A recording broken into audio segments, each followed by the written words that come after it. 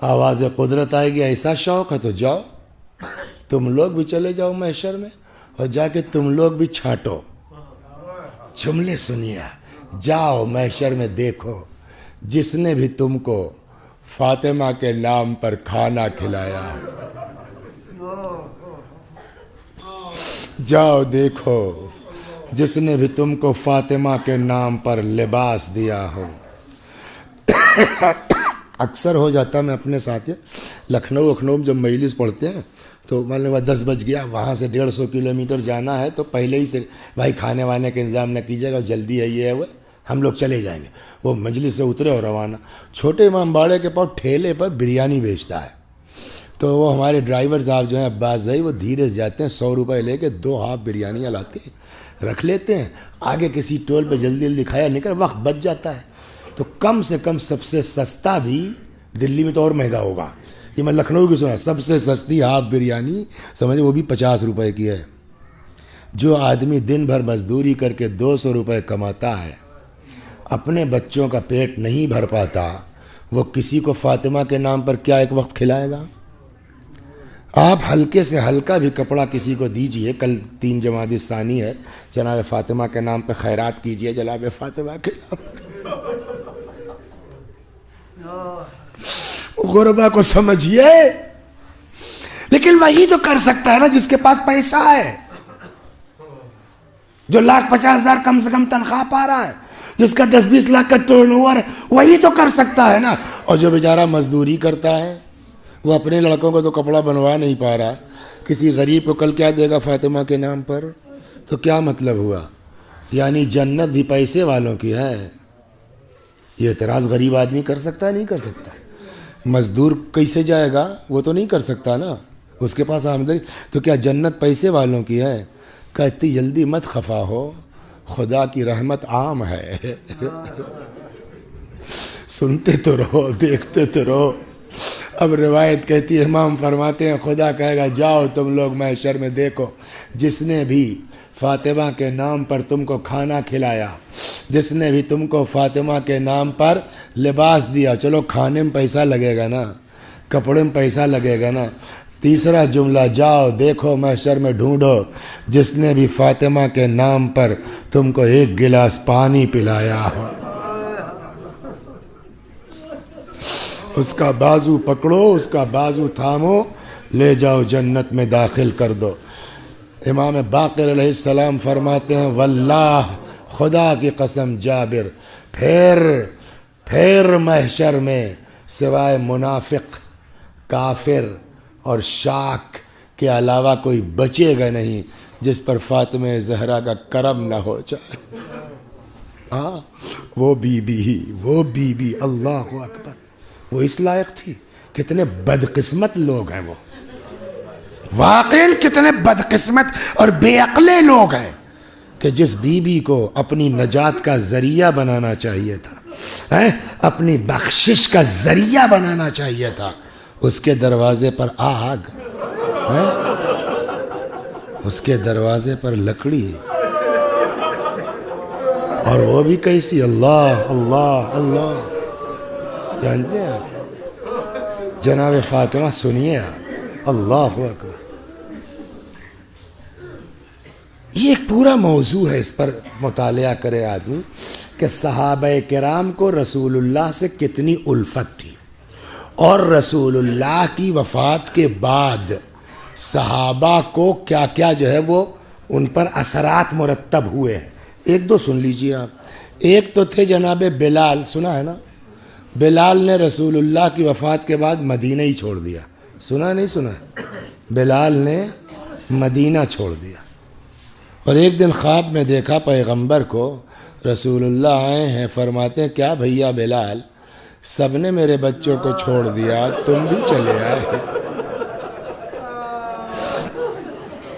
سب نے میرے بچوں کو چھوڑ دیا، تم بھی چلے آئے؟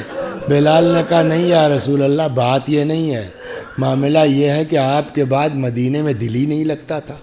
یہ اثر دیکھ رہے ہیں پیغمبر کی جدائی کا۔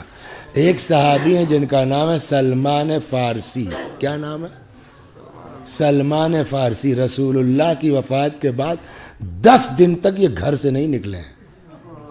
سلمان کے بیٹے کا نام ہے عبداللہ، عبداللہ ابن سلمان کہتے ہیں کہ رسول اللہ کی جو ہے وہ وفات کے بعد 10 دن تک تو ابا گھر ہی سے نہیں نکلے۔ بہرحال بعد 10 ایام، 10 دن کے بعد ابا گھر سے نکلے، اتفاق سے مولا مل گئے راستے میں۔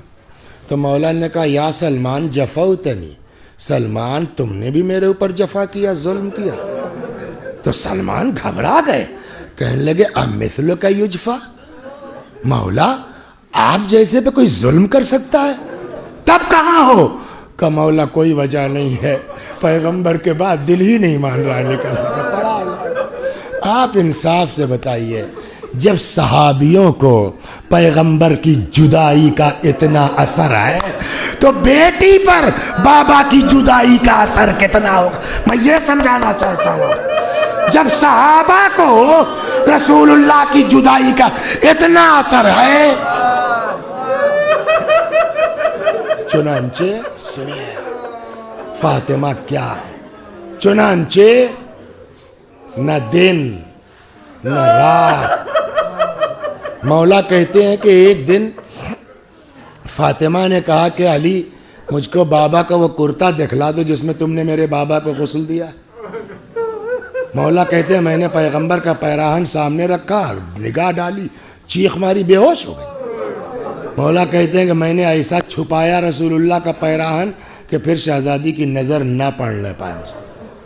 روایت کہتی ہے اپنے لڑکوں کو تو دیکھ نہیں پاتی تھی، امام حسن حسین کو دیکھتی تھی تڑپ جاتی تھی، جیسے ہی نظر پڑتی تھی کہاں گئے نانا، ہاں جو کاندھے پر بٹھلاتے تھے کہاں گئے۔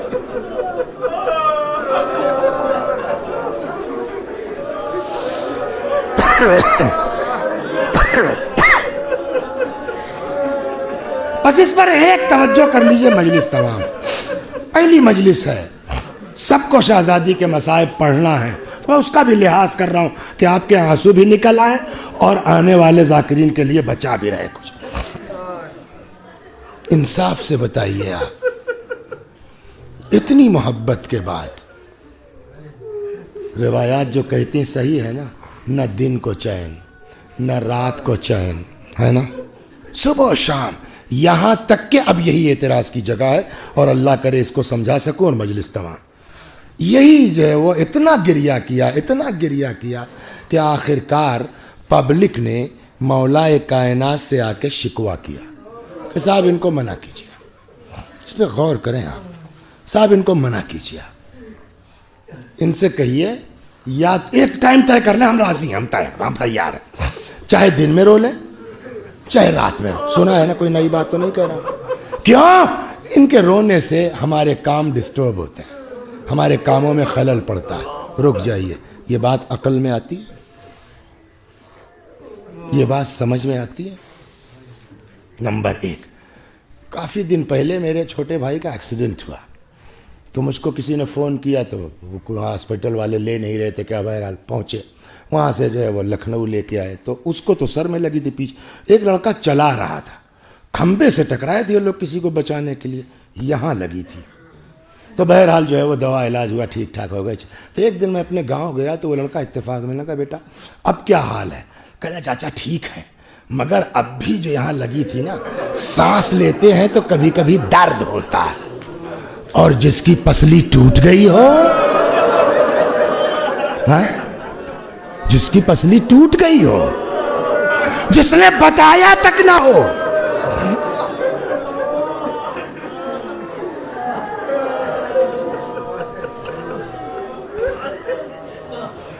ایک چیز یہ ہو گئی۔ اب آئیے، تو جس کی پسلی میں چوٹ ہوگی اس کو سانس لینے میں عقل کہتی ہے نا تکلیف ہوگی۔ آپ لوگوں کے بہت سے جاننے والے ڈاکٹر ہوں گے، کسی ہڈی اسپیشلسٹ سے ذرا یہ مسائل بیان کر کے اس سے پوچھئے پوزیشن کیا۔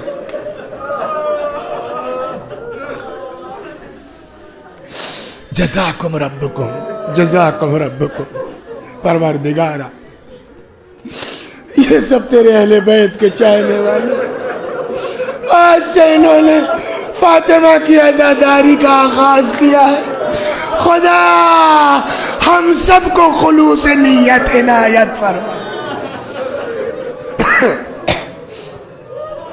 تو جس کی پسلی میں چوٹ ہوگی، سانس لینے میں تکلیف ہوگی، رونے میں سب سے زیادہ سانس کا کام رونے میں ہے یا نہیں ہے نا؟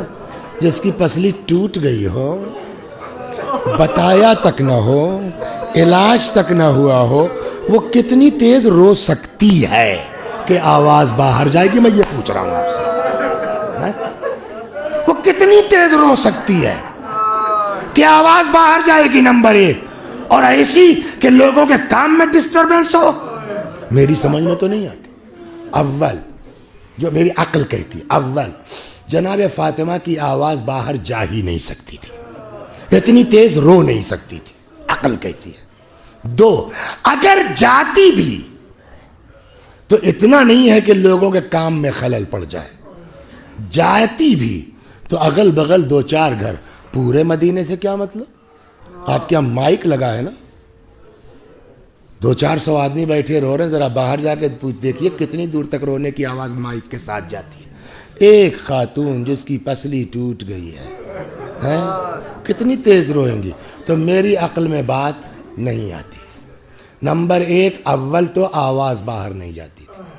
نمبر دو، اگر جاتی تھی تو ڈسٹرب نہیں ہونا چاہیے۔ جواب، آج تم بڑے عقل مند ہو، یہ بات مولا نے کیوں نہیں کہی؟ مولا ہی تو کہلایا گیا نا، تو مولا وہیں ڈانٹ دیتے، چپ کر دیتے۔ کیا بکتے ہو؟ ان کی آواز کہاں جائے گی؟ مولا نے کوئی، چلیے مولا کی کوئی اپنی مصلحت تھی، چپ ہو گئے۔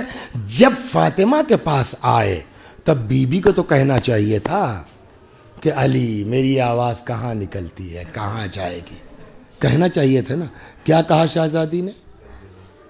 کہہ دو اب تمہارے نبی کی بیٹی بہت زیادہ تمہارے درمیان نہیں رہے۔ اس کا کیا مطلب ہے؟ یعنی ان کا اعتراض ٹھیک ہے، درست ہے نا، وہ مانے لے رہی ہیں، آپ 1400 سال کے بعد آپ کے دماغ میں نہیں آ رہا ہے۔ کیا مطلب ہوا؟ ایک ہی صورت بچتی ہے۔ اس کا مطلب یہ ہے کہ مسئلہ آواز جانے کا نہیں ہے، نہ آواز کوئی اور وجہ ہے جو ڈسٹرب ہوتا ہے۔ وہ وجہ اگر سمجھ میں آ جائے، مجلس تمام آپ کی۔ وسیع حسن صاحب کو اللہ نے ایک ہی لڑکا دیا، 8ویں 9ویں میں پڑھتا تھا، بس جلدی اتفاق سے خدا نخواستہ گردہ خراب ہو گیا۔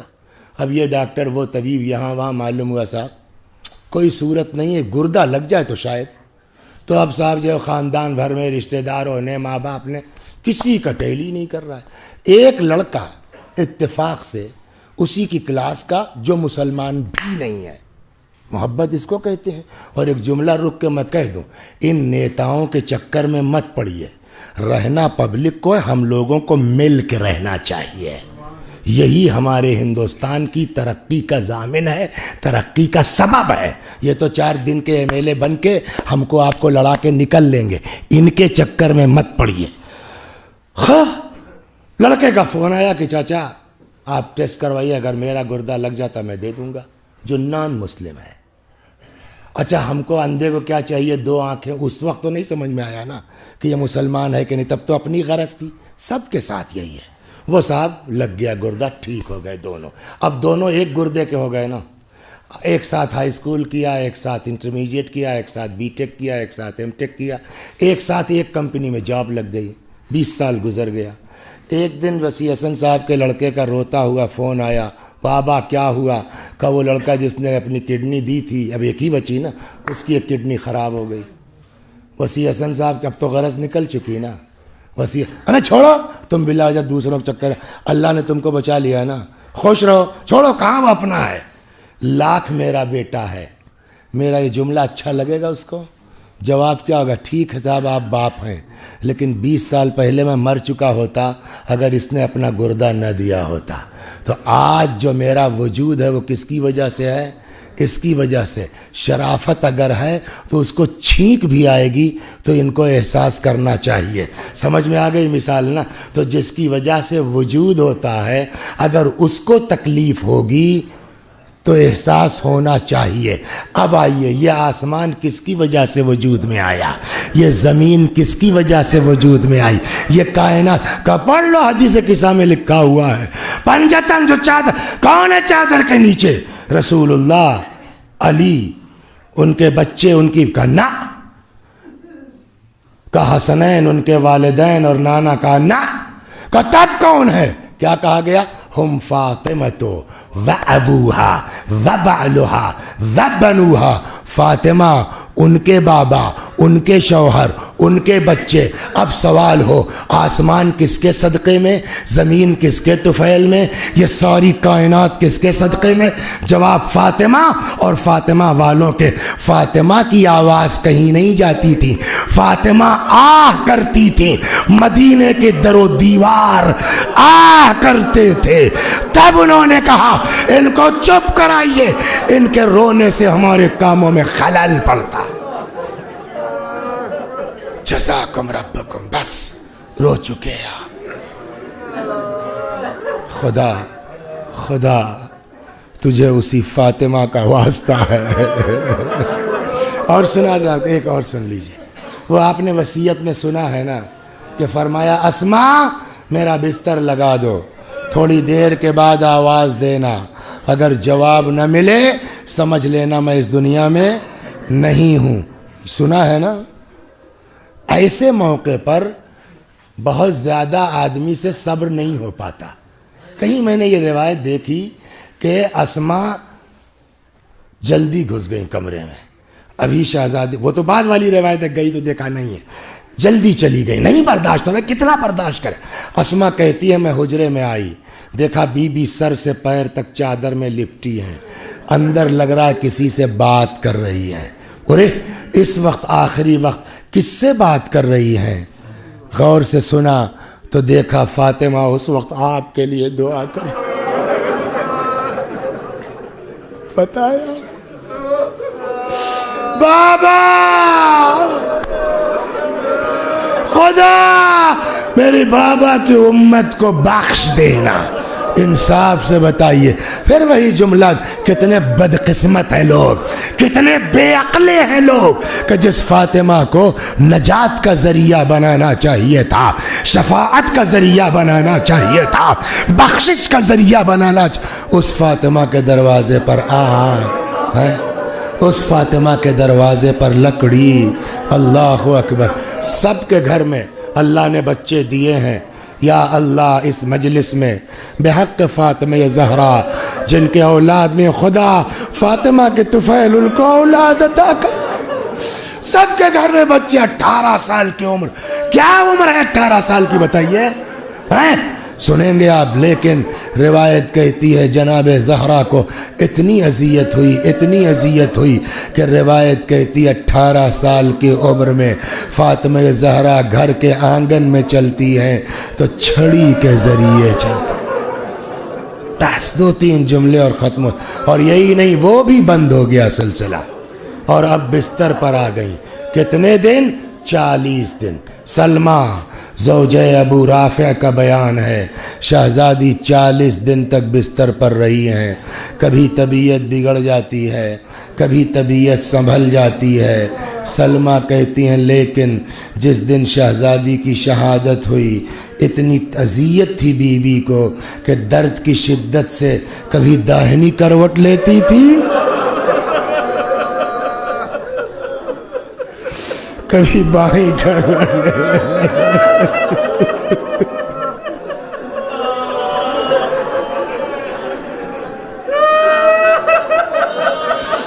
خدا۔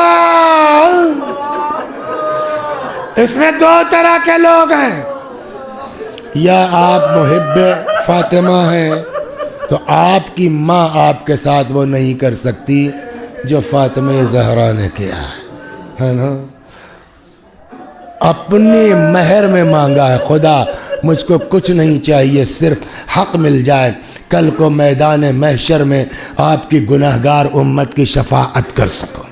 اور اس کی وہ روایت ہم نے سنا دی۔ تو یا تو آپ عام محب ہیں تب بھی اپنی ماں سے زیادہ فاطمہ آپ کا خیال کر، اور یا تو آپ سید ہیں، سید ہیں کا کیا مطلب ہوا؟ یعنی آپ کی رگوں میں فاطمہ کا خون ہے، یعنی فاطمہ تمہاری ماں۔ انصاف سے بتاؤ سیدو، اولاد ماں کے غم میں نہیں چیخے گی تو کون چیخے گا؟ اولاد نہیں تڑپے گی ماں کے غم میں تو کون تڑپے گا؟ سلمہ کہتی ہے جس دن بی بی کی شہادت ہوئی ہے اتنی تکلیف تھی، درد کی شدت سے کبھی داہنی کروٹ لیتی تھی، کبھی بائیں کروٹ لیتی تھی۔ سلمہ کہتی ہے مجھ سے بی بی کا یہ تڑپنا دیکھا نہ گیا، میں نے سر پہ ردا ڈالی، گھر سے نکل پڑی مولا کو اطلاع دے دوں کہ کیا دیکھتی ہوں ادھر سے امیر المومنین چلے آ رہے۔ کیا بات ہے سلمہ، اتنا گھبرائی ہوئی کیوں ہو، اتنا پریشان کیوں ہو؟ سلمہ نے کہا مولا حالت ٹھیک نہیں ہے، نہیں لگتا کہ اب آپ زندہ پائیے گا۔ روایت کہتی ہے تیز قدموں سے آ گئے، سرہانے بیٹھ گئے، غشی کا سا عالم، تکیے سے سر اٹھایا۔ علامہ یہ مجلسی لکھتے ہیں وَوَضَعَهُ عَلَى حِجْرِ، تکیے سے سر اٹھایا مولا نے، اپنی آغوش میں رکھ لیا، بڑی محبت سے پکارا زہرا۔ ایک دعا اور کر دیتے ہیں، ہماری قوم میں یہ بڑی ہم لوگ دیکھتے رہتے اکثر، یا خدا بحق فاطمہ زہرا وعلی۔ ہماری قوم میں جتنے زن و شوہروں کے درمیان اختلاف ہیں، خدا بحق فاطمہ ان کے اختلافات کو دور کر۔ تکیے سے اٹھایا، سر اپنی آغوش میں رکھا، بڑی محبت سے پکارا زہرا، کوئی جواب نہیں، فاطمہ کوئی جواب نہیں، بنت رسول کوئی جواب نہیں۔ جب کئی آوازیں دے چکے فرمایا زہرا میں علی پکار رہا۔ علی کا نام سنا، بی بی نے آنکھیں کھول دی، آپ آ گئے، بس آپ ہی کا انتظار تھا، مجھے آپ سے کچھ کہنا، کہیے جلدی جلدی۔ آپ غسل دیجئے گا، آپ کفن پہنائیے گا، آپ حنوط کیجئے گا، آپ دفن کیجئے گا، یہ سارا کام رات میں کیجئے گا۔ علی جن لوگوں نے ستایا ہے وہ میرے جنازے میں شریک نہ ہوں۔ اللہ اکبر۔ مولا چلے گئے، فاطمہ کی شہادت ہو گئی، غسل دیا گیا، کفن پہنایا گیا، جنازہ تیار ہو گیا، بس آخری بات اور ختم و دعا۔